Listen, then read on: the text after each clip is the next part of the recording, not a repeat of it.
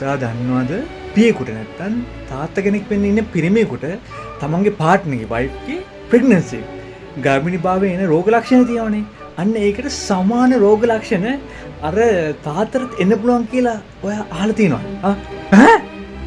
ඕකට කියනවලු පුතේ කූවාඩ් සින්ඩ්‍රෝම් කියලා. නැත්තම් සිම්පතෙටික් ප්‍රෙග්නන්සි කියලා. ඕකට පුතේ බර වැඩි වීම, නෝසියා, ඔක්කාරය, හෙඩෙක්ස්, ටූත්එක්ස්, තව තියෙනවා ආහාර රුචිකත්වයේ වෙනස් වීම තියෙනවා.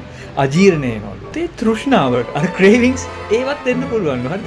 හැබැයි එක්ස්ට්‍රීම් කේසස් වල පෝස්ට්පාර්ටම් ડિප්‍රෙෂන් එක, නෝස් බ්ලීඩ්ස් සහ සිම්පති ලේබර් පේන් ප්‍රසව වේදනාවත් එන්න පුළුවන් කියලා කියනවා. ඉතින් තාත්තේ මේ ඔය දේ වෙන්න හේතු මොනවාද අතරම?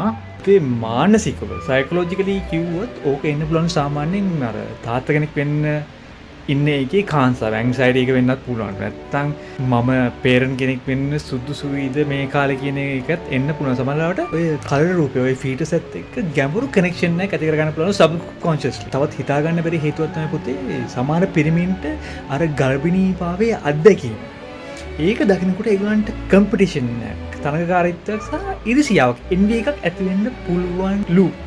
අන්න ඒ හේතුවෙන් අර සිම්ප්ටම්ස් ටික ඇති වෙන්න ඉඩ තියෙනවා කියලා තමයි කියන්නේ.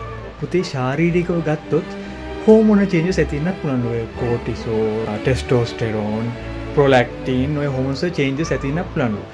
තව දෙයක් තමයි පුතේ මෙන්න මේ සිම්ප්ටම්ස් එන්න පුළුවන්ලු ගර්භිණීභාවයේ මාස 3 ඉස්සලා මාස 3 ට්‍රයිමස්ටර් එක තියෙන්නේ. එතනින් පටන් අරන් මේ පිරිමි කෙනාට ළමයා හම්බ වෙලත් ඔය සිම්ප්ටම්ස් ටික තව සති ගාණක් ඉදිරියට තියෙන්න පුළුවන් කියලා හොයාගෙන තියෙනවා. ඔය කූවාඩ් සින්ඩ්‍රෝම් එක සාම්ප්‍රදායිකව ඔය කල්චර් විදියට පැවතගෙන ඉන්නත් පුළුවන් කියලාත් කියනවා. මොකද සමහර රටවල ඔය සවුත් ඇමරිකා, ඒෂියා, ඇෆ්‍රිකා වල ඔය ප්‍රැක්ටිස් එකක් තියෙනවලු. තමන්ගේ වයිෆ්ට ප්‍රෙග්නන්ට් වුණාම ඒ තාත්තා වෙන්න ඉන්න පිරිමි කෙනත් අර වයිෆ්ගේ විදියටම කෑම බීම ව්‍යායාම කරන නැත්නම් ඒ හැසිරෙන විදියටම ඒ තාත්තත් හැසිරෙනවලු ළමයා ඉපදෙනකම්.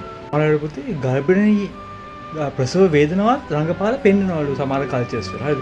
ඔක ගොඩක් වෙලාවට කරන්නේ පුතේ මේ භූත රාක්ෂ බලපෑම් වලින් අයින් වෙන්න අර ළමයාත් එක්ක තාත්තගේ තියෙන බොන්ඩ් එක සම්බන්ධතාවය වැඩි කරගන්න පබ්ලිකලි මේ කියන්න මේ දරුවගේ තාත්තා කියලා ඒකත් පෙන්වන්න ඔය කල්චරලි ඔය දේ කරනවා කියලා කියනවා. මේක පුතේ මෙඩිකල් ඩිසෝඩර් නැත්තම් වෛද්‍ය ආබාධයක් කියන නිල වශයෙන් පිළිගෙන නැල්ලු තාම. හැබැයි මනෝවිද්‍යාවේ සහ ජීව විද්‍යාවේ තියෙන ලොකු ටොපික් එකක් නේ. ඉතින් තාත්තේ මේ මුට මේ ඔය ප්‍රසව වේදනාවම දැනනකොට මුට මේ ළමෙක් හම්බෙන්න පුළුවන් නේ.